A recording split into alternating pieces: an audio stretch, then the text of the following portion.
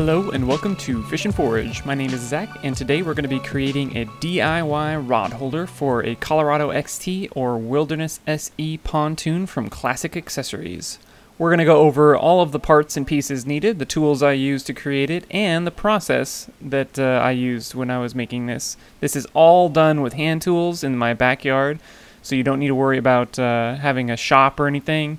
And this rod holder is actually completely collapsible, and you can take it down and put it back on quickly and easily, and there's no alterations to the frame, so it's very, very flexible. It can also be used to hold a camera or a net or really anything you want to put in there, as long as you're not hurting anyone else. No judgment here. So let's get to it and start with the parts you'll need. The list for the PVC pieces is going to be in the description below. They're all 1-inch PVC, and that way they fit well over the frame. The tools I recommend are the pipe cutter, the handheld pipe cutter. That saves a ton of time. And if you can, get a Dremel or some sort of electric cutter, because you will need to be cutting some of these PVC parts, and it's much easier with something like a Dremel. Let's start by cutting all the PVC segments we need in the list below. What I do is, for the small ones at least, I just measure one out and then I kind of lay it against the rest of the pipe to cut the other ones. These pieces don't have to be perfectly accurate, but we definitely want them to get as close as possible. With all of the PVC pieces cut in the proper lengths, we can start assembling everything together ahead of time. So you want to put a 90-degree piece and then 3 T-pieces, and then the other 90-degree piece all nested together with the short pieces. Now, one of the 90-degree pieces will have the long segment we cut earlier, and the other one will have the medium segment. And then that medium segment will go to the 45-degree piece to another one of the short segments. Lastly, for the upper part of this rod holder, we can attach the final 3 T-pieces, which will actually be where the rods or nets are held. So make sure everything's snug, everything's all together, and once all of these pieces are done, we can move on to the base and the part that attaches to the frame. So to prep the part that attaches to the frame, we're going to take those 2 threaded T-pieces and cut them long ways right down the middle.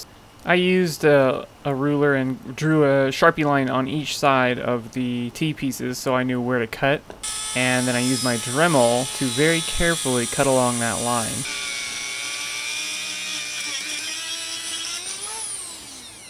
So you can see using the Dremel, or cutting it in general, is going to leave some pretty gnarly edges, and this is actually going to be resting against the pontoons themselves. So what I did is I took a small sanding tool, just like a hand sander, and sanded down all of the edges around both cuts to round everything out and make sure that it wasn't going to, wear or puncture the pontoons. This probably isn't necessary, but I like to make sure that everything stays nice, so I'd rather not have anything rip or puncture early on my pontoon.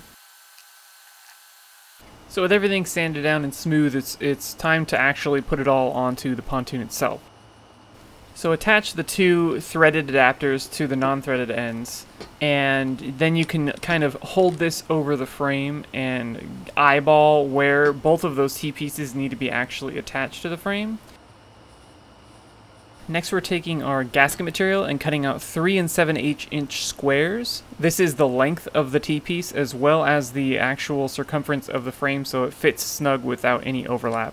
So loosely put the hose clamps over the frame in preparation, and you're going to need to wrap around the gasket material and kind of clamp it together with both halves of the T-piece at the same time. It's kind of a pain, but once you actually get both the pieces together and finagle that gasket on there, it should work out well.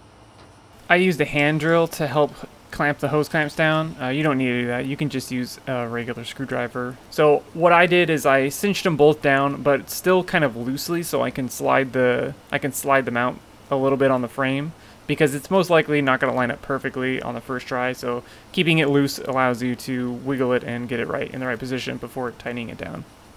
Repeat this same process with the other mount point on the other part of the frame. Just clamp it down over the gasket material and lightly clamp down the 2 hose clamps, because you're going to want that leeway when you finally put the top portion of this assembly on.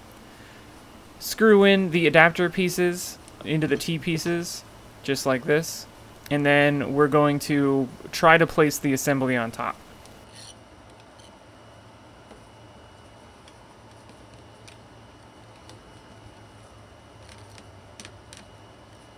Make sure that when you put all the pieces together, you shove them together real nice so you can get the final dimensions on it. Jiggle it around a little bit, make sure it's not, tweaked in one way or another. I was actually pretty good on my first try here, so I just made sure everything was nice and snug.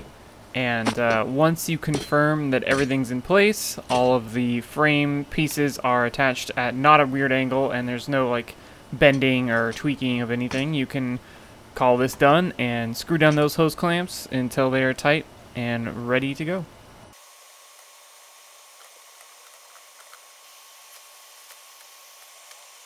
The last step I'd recommend is cutting off the excess hose clamp and then curling it underneath itself so there's no sharp edges and no extra metal poking out that could potentially rub or, puncture your pontoon.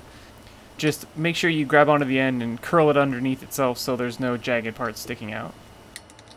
That is the final step of the assembly. Everything is all done. This is ready to go. I just leave it on there all the time, even when I pack it away, but you're welcome to take it off and at the screw adapter part and put it away even further.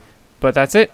I hope you enjoyed this video, and I hope that you can take this advice and make your own awesome rod holders. Definitely hit me up on Instagram if you do. I want to see your pictures, and I want to see any catches you get. Thank you guys for watching. If you want more of this content, more of the videos of me on the pontoon or modifying the other pontoon parts, definitely think about subscribing. I do appreciate that, and I do appreciate all you subscribers who are already following. I'm glad you're sticking with me through this adventure, and I'm excited to make some more videos for you guys. So, without any further ado, thank you guys. Take care. Until next time, keep fishing, and I'll see you later.